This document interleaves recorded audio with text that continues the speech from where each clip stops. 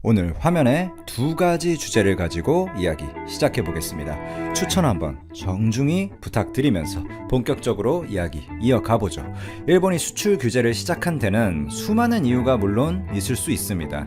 표면적인 이유로는 위안부 판결이나 안보 이슈도 있을 수 있고, 일각에서는 미국, 일본, 한국으로 이어지는 어떤 경제 위기의 질서 확립을 예로 드는 전문가도 있고, 일본의 개헌을 언급하는 전문가도 있었습니다만, 큰 틀에서 일본이 한국을 어떤 이유로든 분명히 경제적으로 견제하는 모션을 취한 것은 팩트죠. 그 견제, 그 수출 규제의 핵심엔 단연 삼성이라는 기업이 있었습니다. 3종 소재 모두 삼성에게 직격타가 미치는 소재였고, 특히 EUV용 포토레지스트 같은 경우는 현재는 국내에서 오로지 삼성만이, 세계적으로도 TSMC와 삼성 단 두 개사만이 활용하므로 삼성만을 위한 견제였다고 봐도 무방합니다. 제가 저번에 일본 탑10 기업, 그러니까 탑10 전자기업, 정확히 말하면 삼성이 전자기업이니 이 일본의 탑10 전자기업 10개를 합쳐도 삼성의 영업이익 반 정도밖에 안 된다는 소식 전해드린 바 있죠. 일본은 향후 짧게는 5G라고 불리고 길게는 AI로 대표되는 이 미래 산업에서 삼성이 강력한 주도권을 잡는 것을 크게 두려워하고 있는 것입니다. 이 부분은 미국도 마찬가지죠. 일본에 대해서는 그동안 이렇게 많이 전해드렸으니까 미국에 대한 이야기를 좀 더 해보면 이번 한일 전쟁에서 미국이 일본의 수출 규제에 적극적인 중재를 하지 않은 측면도 그런 이유에 있다, 이렇게 볼 수 있습니다. 또한 미국은 애플이 아이폰용 이 OLED 패널을 기존 삼성 디스플레이에서 공급을 받았었잖아요. 그 외에도 중국의 BOE에서도 공급받는 방안을 적극적으로 추진 중입니다. OLED 패널을 독점 공급하는 삼성에 대한 의존도를 낮추려는 의도죠. 애플이 이 5G 이동통신 등 유망 사업 분야에서 앞서 나가는 삼성을 본격적으로 견제하는 어떤 모션이다, 이렇게 해석이 되는 부분입니다. 애플은 아이폰용 OLED 패널 공급사에 BOE를 이제 넣는다 하면서 최종 테스트까지 이미 진행을 하고 있어요. 이런 테스트는 당연히 올해 말 정도면 결론이 날 것 같고, 애플이 이제 BOE의 어떤 제품이 품질 기준을 통과하면 내년 출시 예정인 아이폰부터 중국산 패널 비중을 높여갈 계획인 것으로 알려져 있습니다. 애플이 2017년 아이폰 X 때죠, 줄곧 삼성에서 그때부터 OLED 패널을 독점 공급받고 있는데, 그동안 단 한 번도 어떤 품질 이슈가 생긴 적이 없습니다. 그런 상황에서 이런 애플의 행보는 삼성 견제로 해석하는 전문가들이 많죠. BOE를 활용해서 삼성 제품의 가격을 낮추고 어떤 공급처 다변화, 그런 측면에서의 움직임이다, 이렇게 볼 수도 있는 거죠. 장기적으로는 결국엔 삼성의 미래 산업 경쟁력에 대해서 어떤 두려움이 깔려 있다, 밑바탕에, 이렇게 볼 수 있습니다. 최근에 팀 쿡, 애플 CEO죠. 여름휴가 도중에 또 도널드 트럼프 미국 대통령을 찾아가서 이런 말을 했어요. 관세를 안 내는 삼성과 경쟁하기는 힘들 것이다, 이런 언급을 했었습니다. 중국에서 생산하는 아이폰에 추가 관세가 만약에 붙으면 아이폰 가격이 오르고 결국 삼성 스마트폰 사업에 이익이 될 거라는 주장을 한 거죠. 지난해 미국 스마트폰 시장에서 애플의 점유율이 삼성전자보다 물론 높았지만 올 상반기의 격차가 어느 정도였죠? 그 작년에 11.6% 정도 차이가 났어요. 애플이 37% 정도였고, 근데 올해 상반기에 그 격차가 7.5%로 좁혀졌습니다. 애플의 혁신이 많이 떨어지고 있다는 반증이죠. 이 5G 5세대 이동통신 경쟁에서는 미국이 반드시 이겨야 한다, 아메리카 퍼스트. 지난 4월 12일 도널드 트럼프 미국 대통령의 백악관 연설 중 일부죠. 트럼프 대통령은 이날 다른 나라가 미국을 앞지르는 것을 결코 허용할 수 없다라는 언급을 또 하면서 매우 과감한 조치를 하겠다는 등의 그런 발언들을 쏟아냈었습니다. 이런 트럼프의 어떤 과한, 아주 강력한 관심에도 불구하고 글로벌 5G 시장 상황은 사실 미국에 그렇게 좋지가 못해요. 미국 IT 어떤 그 대규모 기업들은 거의 모든 5G 산업에서 삼성을 비롯한 수많은 경쟁 업체에게 밀리고 있습니다. 뭐 애플을 필두로 하는 이 미국 기업들은 최근 삼성 견제에 본격화된 어떤 그런 이유, 그리고 미국 정부가 일본이 이렇게 한국을 견제하는데 뒷짐만 지고 있는 이유, 그런 게 한국의 어떤 5G 미래 경제에 주도권을 내줄 수도 있다는 그런 위기의식이 밑바탕에 깔려있다, 이렇게 말하는 전문가들이 다수입니다. 삼성은 글로벌 5G 시장 각 분야에서 점유율을 높이면서 존재감을 확대하고 있는데, 뭐 4월에는 세계 최초의 5G 스마트폰 갤럭시 S10 5G가 나왔죠. 이 5G 통신 칩 시장에서도 데이터 송수신을 담당하는 모뎀 칩, 그리고 연산 처리 등을 맡는 AP, 이를 결합한 5G 모뎀 칩 토탈 솔루션, 그리고 AP에서의 엑시노스 9825 같은 것들, 그런 거를 모뎀 토탈 솔루션은 모뎀 칩만을 이야기하는 거고, 엑시노스는 AP만을 이야기하는 건데, 그것 두 개를 합치는 통합 칩셋도 세계 최초로 올해 내에 출시할 계획을 또 공식적으로 발표한 바가 있죠. 네트워크 장비 분야에서는 사실 삼성이 그렇게 두각을 나타내지 못했는데 세계 1위로 또 올라섰죠. 5G 네트워크 장비 시장에서 삼성전자의 점유율이 2018년 4분기부터 올해 1분기까지 체킹을 해보면 37%로, 화웨이가 28%로 2위인데 큰 격차로 앞섰습니다. 그리고 뭐 파운드리 분야에서도 5G용 EUV 공정을 세계 최초로 가동을 했죠.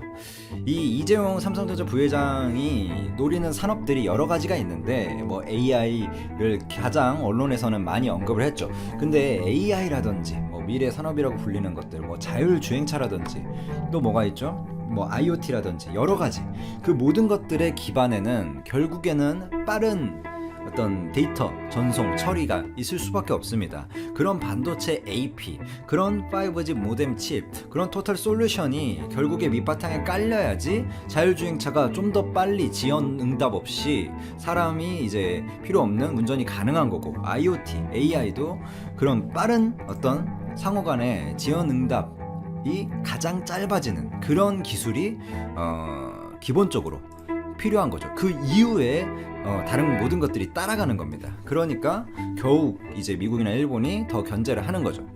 자, 그러면 미국 IT 기업들의 상황을 한번 볼까요? 통신칩의 강자 퀄컴은 내년 상반기에나 이 5G 통합 칩셋 스냅드래곤을 내놓을 계획입니다. 조금 늦죠? 애플은 5G 모뎀 칩 조달에 지금 어려움을 겪고 있어요. 그래서 5G 폰 출시 시기가 또 내년 이후로 잡히고 있고, 파운드리 업체 어디있죠? 글로벌 파운드리는 사실상 뭐 이제 파운드리 업체라고 하기에도 좀 쪽팔리죠. 차세대 공정 경쟁을 포기했습니다. 미국 마이크론은 차세대 반도체 개발을 위해 최근 일본 공장에 2조 4천억 원을 투자한다고 발표를 했는데, 이 파운드리 1위 업체 대만 TSMC도 어떤 일본 수출 규제로 삼성이 고객이 뭐 TSMC로 갈 거다라는 언론 플레이를 하고 있어요. 그러니까 이게 참 좀 안타까운 상황입니다. 그러면서도 뭔가 미국과 일본 이런 반도체 차세대 5G나 이런, 물론 전통 산업에서 또 분명히 강한 부분이 있고, 미국은 또 뭐라고 해야 되죠? 우리나라가 어떤 측면에서 보면 미국이나 일본이나 이런 어떤 뭐라고 해야 돼, 전체 경제 규모로 보면, 그리고 미국이 서비스 산업에서 굉장히 지금 강하잖아요. 그런 넷플릭스라든지 페이스북이라든지 그런 기업들을 한번 살펴보면 마이크로소프트도 지금 클라우드 산업에서 아주 강력하죠. 그러니까 제가 지금 뭐 미국이나 일본의 전체 경제 규모를 이야기하는 게 아닙니다. 당연히 우리나라가 미국이나 일본의 그런 규모로 보면 크게 뒤처지는 것이 팩트지만, 현재 미래 산업의 한 축을 담당하고 있는 가장 기반이라고도 할 수 있는 분야에서 거대 기업들이 삼성을 강력하게 견제하고 있는 것 또한 분명한 팩트입니다. 자, 뭐 더 자세히 이야기하기에는 또 얘기가 길어질 수 있으니 뭐 이 정도로 마무리하면 될 것 같아요. 근데 또 얼마 전에 뉴스가 나왔죠. 우리 돈 되는 라디오에서도 다른 파트 장문이 이미 전해드렸는데, 지소미아 청와대가 정의용 청와대 국가안보실장 주재로 NSC 회의가 열렸었죠. 그때 한일 군사 정보 보호 협정, 소위 지소미아에 대한 파기 결정을 내렸죠. 이에 대해서 뭐 일본은 굉장히 유감이다라는 말을 하고 있는데, 저는 일본의 발언들, 그리고 어떤 반응들이 더 유감이에요. 지금 우리나라가 일본이 화이트리스트 제외를 먼저 하고 나서 한참 후에 화이트리스트 제외를 했잖아요. 그때도 일본이 내세운 명분이 뭐였어요? 어떤 안보, 북한으로 막 흘러나가는 거 아니냐, 뭐 처음에는 위안부 얘기만 하다가 나중에는 그 WTO 규정 한번 살펴보더니 이거 안보를 걸고 넘어져야 되는 거구나 라고 나중에 뒤늦게서야 또 안보 이야기를 막 했죠. 자, 그렇지만 삼성의 반도체 용도로만 쓰이는 어떤 그런 전략 물자들이었고 결국에 아무런 근거가 없는 내용이었습니다. 그리고 나서 우리나라가 그럼에도 일본이 철회를 안 하자, 그에 반격해가지고 화이트리스트 제재를 하자 일본에서는 또 설명을 하라고 그랬어요. 왜 화이트리스트 제재를 하냐, 이거는 뭔가 보복 성격 아니냐, 설명을 해라. 근데 우리나라가 역으로 화이트리스트에 대해서 설명을 해달라 하면서 협의를 요청을 했을 때는 번번이 그냥 완전 무시를 했죠. 이게 무슨 어떤 소통, 무슨 어떤 외교의 그런 관례인지 잘 모르겠습니다. 좀 안타까운 부분이 없지 않아 있고요. 그런 맥락에서 지소미아 파기는 이어지지 않았나 이렇게 생각을 합니다. 자, 요 정도로 마무리하면 좋을 것 같아요. 감사합니다. 안녕하세요. 즐거운 라디오입니다. 오늘도 제 방송을 들어주셔서 진심으로 감사드립니다. 바쁘시겠지만 좋아요, 알람, 구독, 그리고 댓글 꼭 한 번씩 부탁드립니다. 저에게 정말 큰 힘이 됩니다. 자, 오늘의 주제, 삼성전자 5G 결국 미국 300조 시장 먹는다. US 셀룰러에 결국 이동통신 장비 공급 계약 체결. 트럼프도 밀어준다. 이재용 부회장 백악관 간다. 라는 주제로 여러분들과 즐거운 소식 한번 이야기 나누어 보도록 하겠습니다. 자, 제목처럼 삼성전자가 결국 대박을 쳤습니다. 미국의 이 5G 300조 시장을 먹는 모습을 보여주고 있는데요. 삼성전자가 미국 5위 이동통신 사업자 US 셀룰러와 5G 그리고 4G 이동통신 장비 공급 계약을 체결했다고 오늘 23일 밝혔습니다. 자, 삼성전자가 US 셀룰러에 이동통신 장비를 공급하는 것은 이번이 처음인데요. 이렇게 되면서 삼성은 이렇게 버라이즌, AT&T, 스프린트 등 현지 주요 이동통신사에 이어 US 셀룰러까지 모두 통신장비 고객사로 확보하게 되었습니다. 이들 통신사의 이 통사 가입자 비중을 합치면 미국 전체 시장의 80%를 차지하기 때문에 분석해보면 삼성전자의 5G 장비 시장 점유율 확대에 당연히 청신호가 켜졌다고 볼 수 있죠. 또한 5G 장비 최강자라고 혼자 자칭하는 이 중국 화웨이에 대한 트럼프 행정부의 견제도 긍정적 요소로 작용하고 있죠. 여기에 중국이 또 빡칠 만한 일이 한 가지 더 있습니다. 특히 화웨이에 대한 엄청난 견제 때문인데요. 현재 미국 CNBC와 블룸버그 뉴스 등에 따르면 백악관은 오는 4월 초 이 5G 서밋을 개최하는 방안을 추진 중입니다. 5G 분야에서 화웨이의 확산을 견제하기 위한 조치로 풀이할 수 있는 것이죠. 여기에는 삼성전자와 노키아, 에릭슨 등 장비 기업의 경영인들이 초대될 예정인데 트럼프 대통령이 주도하는 회의인 만큼 삼성전자 이재용 부회장이 직접 회의에 참석할 것으로 보여 더 화제가 되고 있습니다. 또 이 자리 자체가 미국 내의 이동통신사들의 CEO도 대부분 참석할 것이기 때문에 기타 퀄컴, 애플도 참여하겠죠. 미국과 우리나라 및 여러 통신사들의 5G 투자를 촉진하는 계기가 될 수도 있는 것이죠. 따라서 삼성전자에겐 상당한 엄청난 매우 큰 호재로 작용할 수 있어요. 특히 미국은 이 5G 이동통신에서 화웨이 장비가 사용되면 중국의 스파이 활동에 악용될 수 있다며 동맹국들에게 화웨이 금지를 요구해 왔는데 최근 영국과 독일 정부가 이 화웨이 장비를 구매하기로 하면서 미국이 아주 강하게 반발하고 있죠. 삼성전자가 북미 등에서 5G 입지를 다지면서 이 전 세계 1위 통신 장비 공급 업체라고 알려진 이 화웨이와의 경쟁에도 관심이 쏠리는 부분이 바로 이런 이유 때문이에요. 화웨이는 미국의 제재를 피해 현재 유럽 시장을 중심으로 공급 계약을 확대하고 있는데 화웨이는 지난 20일 또 영국 런던에서 열린 이 화웨이 제품 및 솔루션 설명회에서 현재까지 100건여 정도의 5G 상용화 계약을 체결했다고 밝힌 만큼 유럽 내에서의 입지를 강화하고 있는 상황이고 실제 이 화웨이의 5G 장비를 도입한 통신사들 가운데 상당수가 유럽 사업자가 맞습니다. 영국의 보다폰과 3E 그리고 독일의 텔레포니카, 도이치란트, 노르웨이의 텔레 텔레노어, 이탈리아 TIM, 스위스의 선라이즈, 포르투갈의 알티스 등이 화웨이에 이 5G 장비를 사들였는데 너무 많네요. 이들 덕분에 화웨이가 전 세계적 점유율을 높일 수 있는 상황이고요. 특히 앞서 말씀드렸던 이 영국은 미국의 핵심 군사 정보 공유 동맹인 이 5IG의 일원임에도 화웨이의 장비를 구매하면서 트럼프 행정부에 강력한 불만을 산 것이죠. 영국이 트럼프의 화를 누그러뜨리기 위해서 네트워크 핵심 부품에선 화웨이를 배제하고 비핵심 부문에선 화웨이의 점유율이 35%를 넘지 않도록 한다는 조건을 달긴 달았지만 미국을 완전하게 이해시키진 못한 상태입니다. 사실 이유가 별로 없어요. 사실 영국이 내놓은 이유가 5G 통신 장비 분야에서 화웨이를 대체할 기업이 마땅치 않다고 결정의 배경을 설명했는데 우선 삼성전자가 있는데도 불구하고 말이죠. 또 미국의 요구대로 화웨이의 장비를 완전히 배제할 경우 5G 서비스 경쟁에서 수년 뒤처질 수 있다는 논리인데 독일도 같은 이유로 화웨이 장비를 도입했어요. 안타깝네요. 영국의 금융정보 기술과 독일의 제조업 기술들이 또 다 빠져나가야 정신을 차리겠죠. 원래 조상님들 말씀에 소 잃고 외양간 고친다고 영국과 독일이 방금 말씀드린 대로 진짜 큰 코 한번 닥쳐봐야 정신을 차릴 것 같습니다.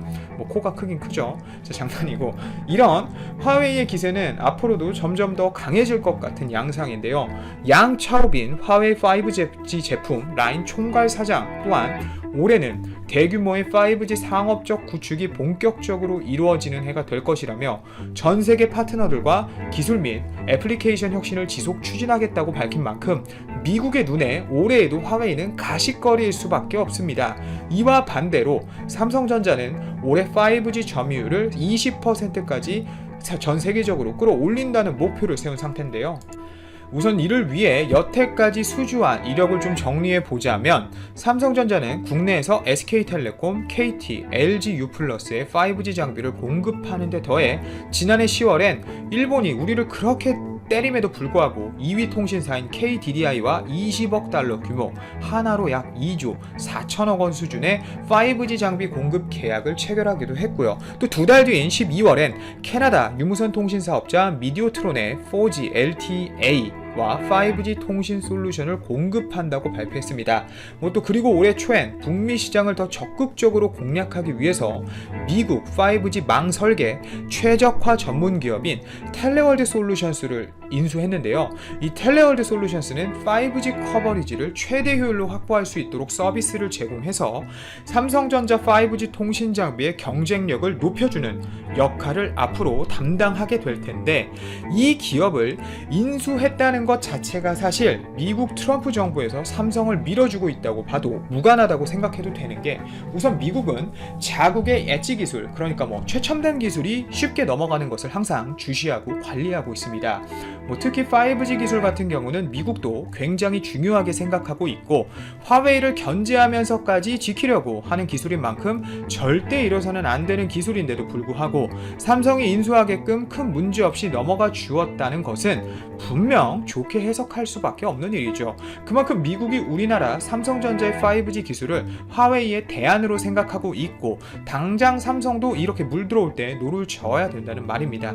하지만 또 한 가지 리스키한 점은 이렇게 미국 내 점유율을 높이게 되면 좋아요. 좋은데 또 분명 미국의 압박을 앞으로 견뎌야 하는 부분은 개인적으로 아쉽지만 어찌 되었건 기업을 운영하는 입장에서 미국 시장은 꼭 잡아야만 하는 시장이고 앞으로 5G 시장이 무궁무진하기 때문에 꼭 잡아야 되고 잡을 것이고 미국이 이를 도와줄 것은 US 셀룰러와의 계약을 바탕으로 또 보여주는 대목이라고 할 수 있겠습니다. 이번 계약에 따라 삼성전자는 US 셀룰러의 5G 통합형 기지국 등 국제 표준 3GPP 기반의 다양한 5G, 4G 장비를 공급하게 되는데요.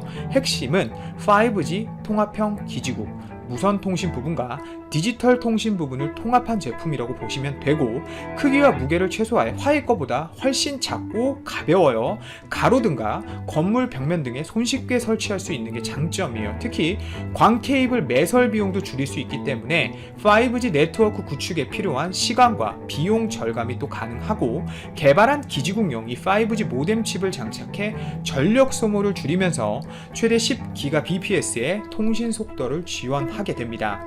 US 셀룰러 측 또한 이번 개혁을 굉장히 좋은 기회라고 보고 있는데요.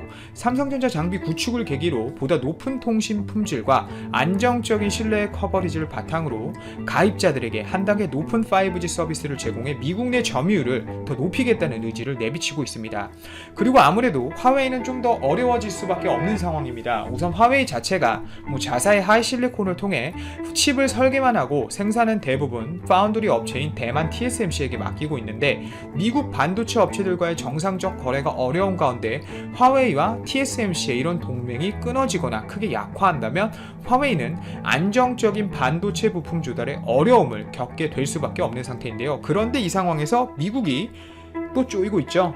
미국 반도체 업체들은 25% 이하 기준을 지키는 가운데 미국이 아닌 제3국 공장에서 만들어진 일부 반도체 제품을 부분적으로 이렇게 화웨이에 공급해 왔는데 기준을 25%에서 10%나 더 하향하게 된 15%로 하향시켜버리면 사실상 미국 기업들뿐만 아니라 TSMC와 화웨이가 이런 거래도 지속하기 어려워질 수밖에 없죠. 또 화웨이가 미국의 제재가 전혀 상관없다고 하고는 있지만 최근 안드로이드가 미탑재된 스마트폰의 세계 출하량이 급격하게 감소하는 모습을 보여주고 있기 때문에 화웨이의 발언은 거짓으로밖에 볼 수 없고 오히려 미국의 압박이 점점 더 결과로 가시화되고 있다고 풀이할 수밖에 없습니다. 삼성전자가 5G 시장에서 여태까지 보여준 혁신과 리더십 그리고 새로운 통신기술 개발을